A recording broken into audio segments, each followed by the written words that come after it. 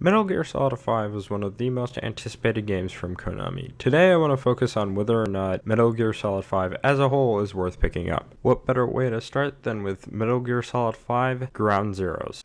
Excellent, Snake. Age hasn't slowed you down one bit.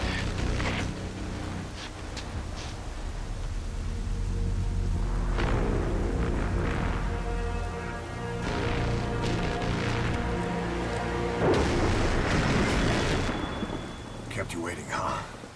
Ever since this game was announced as Metal Gear Solid Ground Zeroes, people wanted to play the game and try it out for themselves. And rather than releasing a demo, Konami decided to just release the game at $30 with only 6 missions. Just let that sink in for a second. It doesn't help that at one point they were even charging $40 for the PS4 and Xbox One versions of the game. Also, pre-patch, depending on the platform you were on, you would have gotten an exclusive mission. Now, depending on the platform you were on, you would have either gotten Deja Vu or Jamais Vu. So by post-patch, this brings the number of missions up to 7, which isn't a whole lot. And just some brief thoughts on the exclusive missions.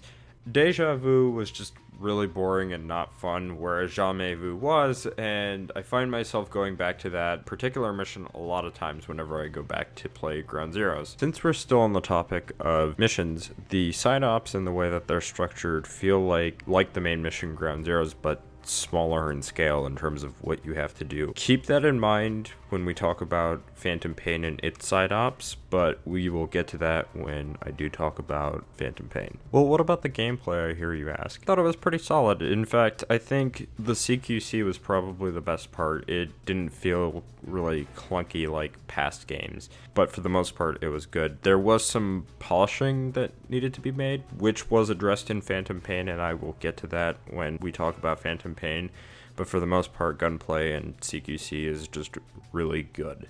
And lastly, what about the story and voice acting? Let's just say that it was much better than Phantom Pain. There's really not much else for me to talk about concerning Ground Zero, so I think it's best for us to move on and talk about Metal Gear Solid 5, The Phantom Pain.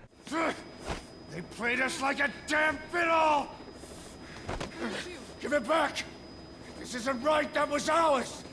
So starting off, I just want to say that I enjoyed Metal Gear Solid 5. However, I will say that it is one of the most underwhelming games that I've played in 2015. On the surface, Metal Gear Solid 5 is actually a pretty decent game. It's not the magnum opus as everyone likes to claim it to be, and it's not the worst thing in the world. I would never compare it to something like Metroid Other M. I think there are several reasons why this game can come off as very underwhelming. For instance, there's cut content for this game. The fact that the story is just structured very awkwardly, and it just doesn't feel like a Metal Gear Solid game in terms of its story. And I feel as though one of the biggest issues with this game in terms of making it feel very underwhelming is that it's missing a lot of features from previous iterations that honestly would have made the quality of the game that much better. Actually, why don't I briefly go over some of those features that could make this game better? MGS5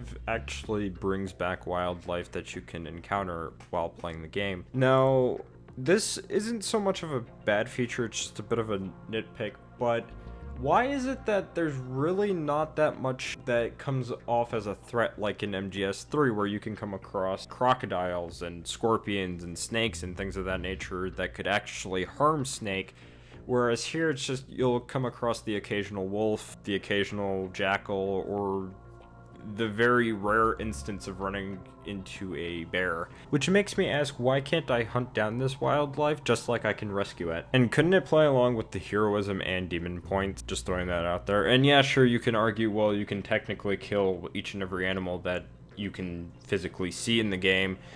It's not the same thing as actually hunting down and being able to use said animals for stamina and whatnot, so it's not in the same vein as MGS3, which I really wish it was. MGS5 also hints at the fact that there are various different forces that are in said regions that you get to visit within the game. However, you never get to see these forces fight, and it begs the question, why isn't that present like it was in MGS4, where you could do that and you could even help out said forces that are on the opposing side, I guess you can say, and it would actually help you move forward with ease, so that way you don't have both sides trying to kill you in the process of progressing through the story and the game. Lastly, I just want to know why co-op isn't present in this game.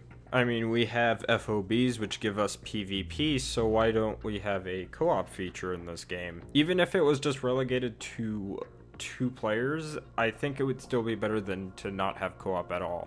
I mean, could you imagine if they expanded on the co-op system by also including like some type of invasion system that allows other players to invade you and engage in PvP that way, instead of just focusing strictly on FOBs? But instead, we just don't get co-op at all, and it doesn't get expanded on in this game. Anyways, I think it's good that we move on. I don't want to focus on this too much, considering the fact that this isn't an episode of how it could be better, but I did want to bring up some of these issues that seem to have been kind of ignored in most other videos that I've seen so far.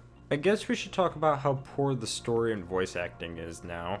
Now, you remember when I said that I feel as though MGS Ground Zeroes has a better story and voice acting over Phantom Pain, partially due to the reason that there's really not much in Ground Zeroes for me to say that it's bad, so what's there is there, and it's just very inconsistent in Phantom Pain, and I think Kiefer Sutherland is the worst voice actor within Metal Gear Solid Phantom Pain, almost to the point where he's literally the Devil May Cry 2 Dante of MGS5. Or at least that is the case, unless if you listen to some of the cassette tapes. The only reason why Kojima did this was to address complaints about MGS4 being too long in terms of its cutscenes. Earth to Kojima!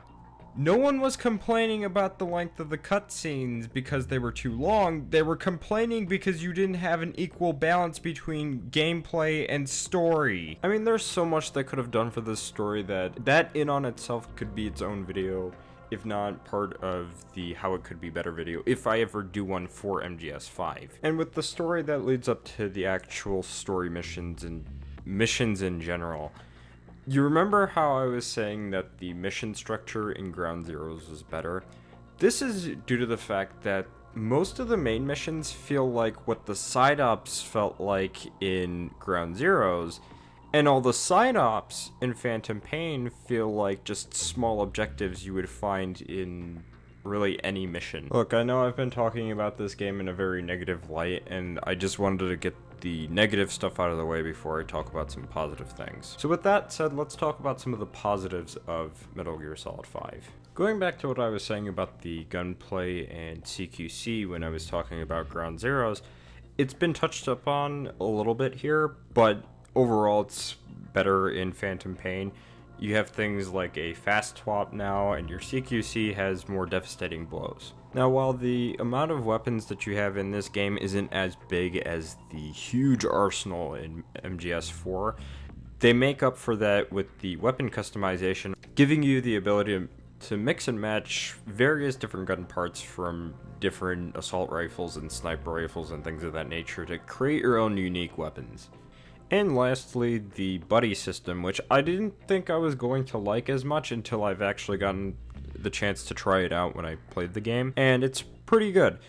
Also, just to point out that pre-patch you were not able to get Quiet back after you've completed her arc. However, in post-patch you can get her back after completing her boss fight 7 times.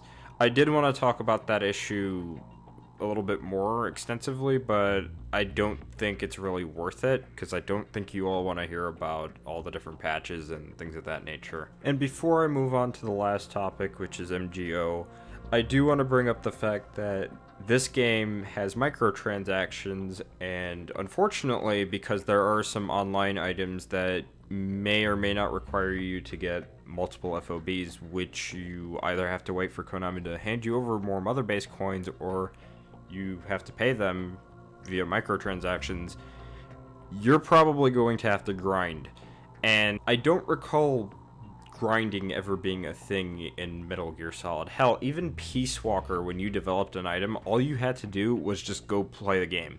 That's all you had to do. You didn't have to wait multiple hours or several days in some cases grinding just to get certain items and resources to develop those items sometimes. But I did want to address that briefly.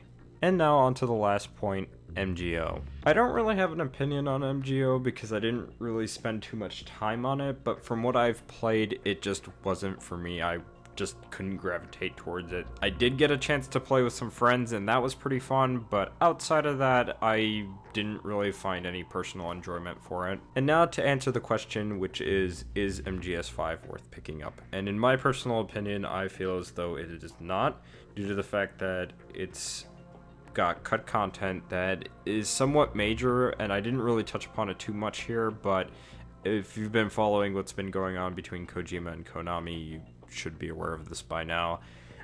The fact that there's a lot of features that are missing from previous iterations that should have been in this game.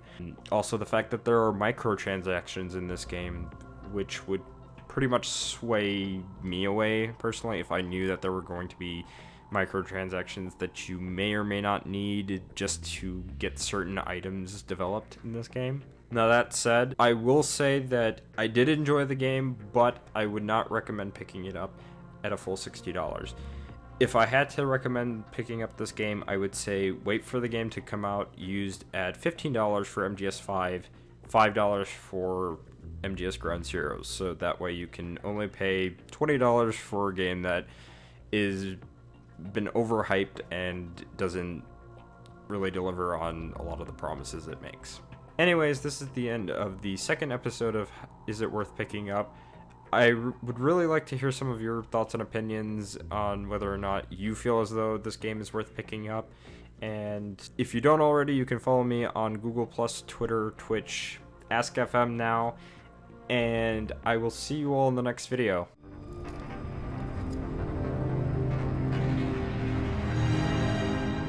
That was perfect.